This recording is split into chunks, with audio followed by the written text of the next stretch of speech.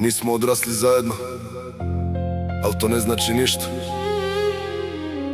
Krv nije voda i zato ovo je za tebe.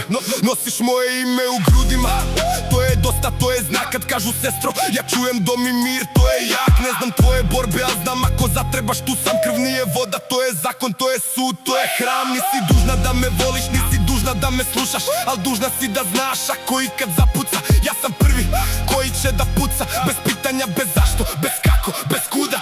Ti si moja krv i to je jače od svega, to je luda.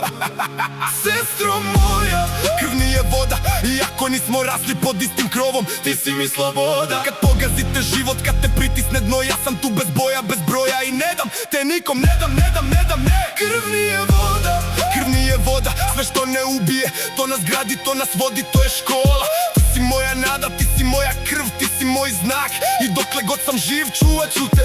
To ti je moj zakon, to ti je moj mrak. Prolaze godine, ti rasteš, ja starim, al to nije bitno. Ljubav prema tebi ne poznaje granice, ne poznaje zime, ne poznaje zidno. Nismo delili sobu, nismo delili igračke, nismo delili iste snove, al delimo krv, delimo prezime, delimo one iste reči. Kuća, otpor, ljubav, dokle god se bore. Zato iako ne znam kako ti je bilo kad si prvi put pala, znam ako ikad padneš, ja sam tu, to ti je stala. Ne trebaš mi da objašnjavaš, ne trebaš mi da se pravdaš, samo znaj, iza tebe stoji tvoja krv i neće da se preda, neće da se da. Ne znam tvoj prvi korak, ne znam tvoj prvi smeh, ali znam, ako ikad zatrebaš, ja sam tu bez pitanja, jer krv nije voda.